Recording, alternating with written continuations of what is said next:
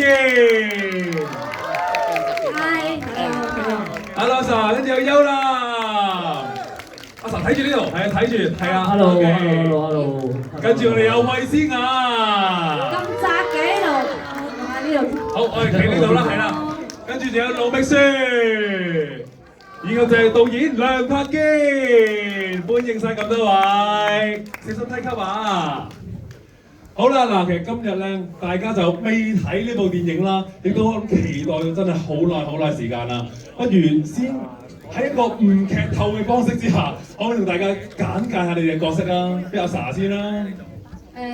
我係一個生活係一個幾即係都幾好嘅家庭啦，嗰度長大啦。咁細個嘅時候係對所有嘢都好好奇嘅，對於好多嘢都充滿幻想嘅。咁但係大個咗之後咧，就可能因為可能要滿足好多啲譬如屋企人啊或者自己伴侶嘅一啲期望咧，咁所以慢慢個人就變咗越嚟越安靜，越嚟越安靜啦。好啦，咁右男咧，Hello， 大家好，我係黃又南。咁喺《再見 UFO》呢部電影入邊，我飾演叫做何家謙啦。咁其實係講佢天生其實係有一個病啦。咁佢其實亦都唔中意同人講再見嘅，因為呢一個病。咁但係佢係好樂觀嘅一個人，一個細路仔啦。咁阿 Sa 天佑係我哋嘅細個嘅超級死黨，係啦。咁再講殺神武器啦。講到呢度先，係啦，反正大家陣間就知啦。我見你哋一路聽，好似聽到我講埋部戲咁，唔好啦，大家一齊睇，係。好嗱，容許我賣個關子，陣間先問導演，我哋不如聽埋雪雪介紹我自己角色先。大家好啊，我係盧覓雪，咁我喺電影入邊咧係飾演一個電視台嘅節目主持人，就係今日睇深啲。咁我就係要訪問喺戲入邊咧，我會訪問阿又南關於 UFO 嘅。咁嗰段戲就相當之唔係長嘅，但係係重要嘅。大家陣間出力啲睇，好唔好？多謝大家。好啦，到衛詩雅。其實我有個問題想問翻大家，因為我睇我哋現場嘅觀眾朋友都比較年輕，你哋有冇睇過一個節目叫《今日睇真啲》啊？有。證明佢哋唔好俾佢哋嘅身高呃咗啊！其實佢哋有翻咁上下年紀啊。嚇？同埋佢哋 YouTube 睇㗎，係啊，冇睇過電視嗰陣時播，係啦，全部都啱啱上年睇過。係啊，我哋啲 fans 係啊，因為我哋入邊有好多係好即係80、90年代嘅一啲經典鏡頭，即係例如切割外星人啊，咁我希望大家都有同感咯。我要講咩？係我個角色叫阿 Yan，咁佢嘅背景比較複雜，咁係咯，大家我唔講劇透咁多，你哋大家一陣睇，希望你哋中意，同埋你哋中意嘅話，記住3月19號叫埋你哋嘅朋友一齊入場支持，多謝 ，thank you。好啦，咁真係問下導演啦，不如同大家講下點解會想拍《再見 UFO》啊？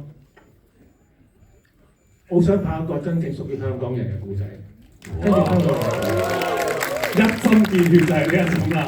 好啦，咁不如我再問下5位嘉賓啦，可唔可以同大家分享下嗱？我唔再講劇透嘢住，直接講下，希望觀眾散場嘅時候攞到咩嘅信息，就最希望 deliver 到俾大家嘅。阿 Sa 先啦。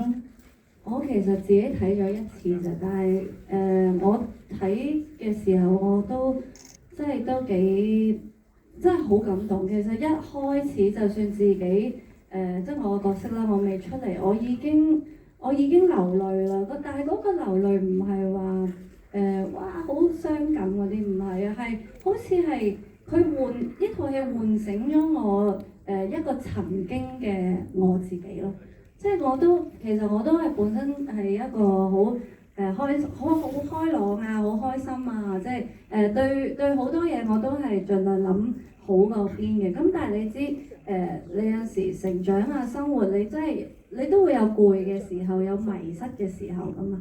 咁所以呢一套戲佢係即係令到我仲覺得即係我會重新去願意去相信呢一個世界係會有美好嘅事情發生㗎。Thank you 晒，有男咧？有。大家睇完之後，我覺得好多時大家可能譬如而家咁覺得呢一刻嘅 moment 未必係最好，但係其實可能20年後再諗翻，咦，最美好可能係而家喎。所以我覺得大家最緊要就係要珍惜所有身邊，無論事物又好，你側邊啱啱大家唔識或者睇戲嘅朋友都好，特別屋企人，好珍惜，大家都係其實過緊一個好美好嘅時刻嘅。叫有啦，好，到最後先揾導演講，都係説先。咁應該咁講啦，我自己就未睇部戲嘅，但係咧我當日參與嘅時候，咁都有一個故事大綱，我大概知道係關於啲咩嘢啦。咁亦都睇到呢排好多唔同嘅人睇完部電影之後，自己發表佢自己嘅個人影評，即係嗰啲唔係專業影評，係自己睇完部戲有一啲感受要分享。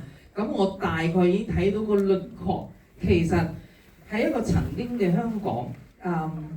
我想喊。係真係，但係我而家控制緊我嘅情緒，因為香港係我哋屋企，咁我哋喺成長嘅過程嘅會見到好多唔同嘅嘢，經歷好多人與事，最後我哋點樣面對呢啲嘢都係每個人有自己嘅方法。咁呢個一個曾經係出現過嘅，跟住 UFO 出現過，你信定係唔信，係你自己做嘅一個決定。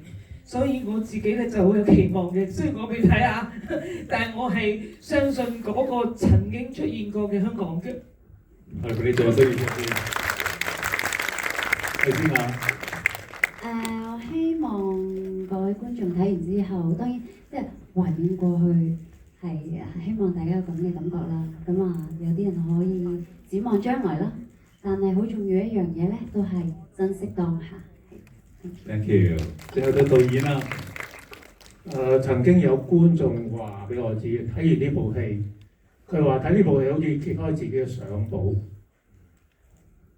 睇過自己一生嘅成長。